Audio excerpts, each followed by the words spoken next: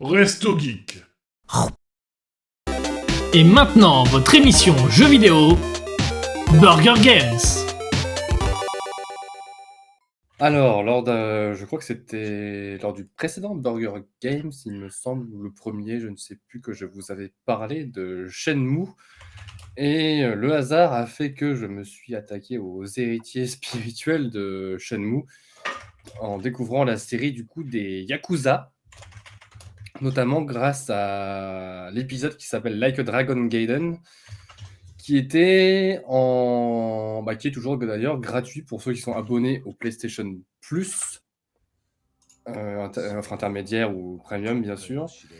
Donc je me suis dit pourquoi pas découvrir ce jeu-là, sans prétention. En plus je me suis dit ouais, là c'était Yakuza, c'est un petit peu long, je vais comme juste lancer histoire de voir à quoi ça ressemble.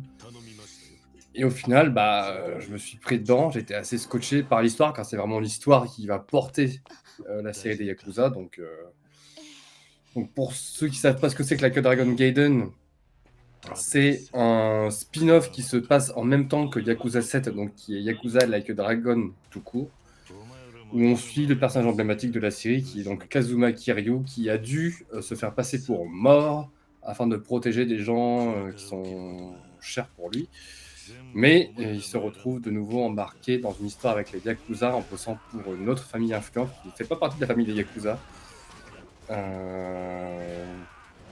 Et voilà, je vais pas en dire plus pour ceux qui sont intéressés par le jeu, mais juste voilà, pour l'ambiance quartier japonais, l'ambiance un peu loufoque des combats où t'as l'impression de jouer à Tekken en fait dans la rue contre les gars que tu croises qui sont là juste pour te donner du fric et faire grimper ton expérience.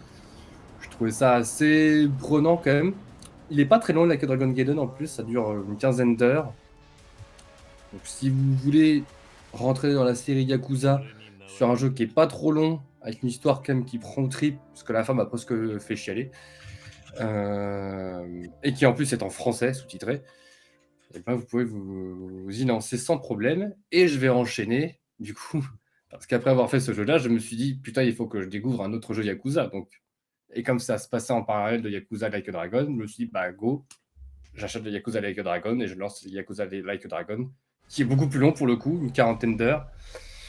Et lui, qui nous fait incarner un nouveau personnage de la série Yakuza, en fait, qui n'est plus Kiryu, comme celui de Like a Dragon Gaiden, mais qui est Ichiban Kazuga, qui lui est un Yakuza pour le coup, qui, pour protéger, parce que son patriarche lui a demandé, en gros, à passer 18 ans en prison pour ne pas, en gros, que sa famille de Yakuza parte en couille. Et il ressort de prison, du coup, en 2019, et le monde a changé, il y a des smartphones partout, il comprend plus rien.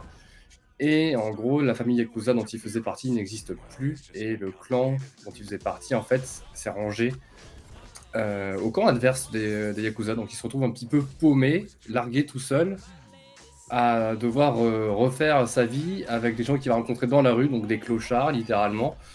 Et le jeu, étonnamment, contrairement aux anciens Yakuza et Like a Dragon Gaiden, en fait, va se jouer comme un RPG, hein, mais un JRPG pur et dur, c'est-à-dire c'est des combats au tour par tour. Le personnage que l'on incarne, il est hyper fan de Dragon Quest, donc dans sa tête, il croit qu'il est dans Dragon Quest, donc il voit tous les persos qu'il affronte comme des persos de JRPG. En gros, vous croisez un clochard dans la rue, il va t'habiller en sac poubelle avec un espèce de bâton. Je sais même pas comment vous expliquer tous les persos stéréotypés qu'il pourrait y avoir dans le jeu. Et voilà, bon après c'est des jeux où il y a une tonne d'activités annexes dans le quartier dans lequel on se balade, on peut faire du karaoké, on peut ramasser des ordures pour gagner de l'expérience, du fric. Quand vous invoquez des persos pour vous aider, clairement il prend son téléphone, il fait « je t'appelle », il fait « ah » comme ça. C'est un peu un gros délire, tu vois. Faudrait essayer de faire ça pour invoquer Stalas, attendez. Ouais, Stalas, je t'invoque. Je t'appelle Stalas. Il est là? Ah, il est là. Le sol a tremblé, je pense qu'il est là. Excusez-moi. Bref, mais au milieu de tout ça, de tout ce côté déjanté, il y a une histoire hyper sérieuse qui vient comme se greffer à tout ça. Et ouais, en fait, le jeu est long, certes, mais tu vis ça limite comme une mini-série. Et ouais, tous les soirs, j'avais hâte de relancer juste pour jouer ne serait-ce qu'une heure ou 1 heure et demie, histoire de voir comment l'histoire avançait. Il y a du farm à faire, comme si un JRPG. Et ouais, franchement, pareil, je vous le conseille si vous avez du temps à perdre sur un JRPG qui est un peu différent, mais qui est ultra riche, où les relations entre les personnages sont très travaillées. Chaque personnage a son background, chacun a ses petites histoires assez touchantes. Et ce qui est plus intéressant pour moi, contrairement à des JRPG classiques où on va incarner des héros dans un monde médiéval fantastique, c'est que les persos qu'on incarne sont en gros des rebuts de la société ou des losers qui vont essayer de s'entraider pour se sortir de la mouise, en gros. On a un ex-yakuza qui est Ichiban, un clochard, un flic licencié, et... Oh putain, Stala, c'est arrivé. Il est con.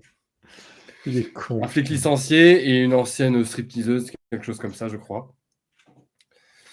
Donc voilà, foncez. Et du coup, je vais en glisser un mot rapide aussi sur sa suite, qui est Yakuza 8, que j'ai attaqué, mais pas encore fini, car j'ai fait une petite pause dessus, qui est Yakuza Infinite Wells, qui est, pour l'instant, je trouve très bien pour 10 heures de jeu aussi. Voilà mon petit aparté sur la série Yakuza. Et bah top. Ouais, de toute façon, j'avais fait le 1 il y a très longtemps en pensant que j'allais jouer un GTA au Japon et que je me rendais compte que pas du tout, que ça n'a rien à voir. Et que l'histoire est absolument incroyable de Yakuza. Et ouais, ce que disent les gens, ce qu'ils retiennent de Like a Dragon, c'est que tu joues des rebuts de la société, mais que ces rebuts sont plus humains que les gens qui sont dans la société, en fait. Exactement. Donc j'aimerais bien le faire, mais ça a l'air d'être un jeu assez long et il y a trop de jeux.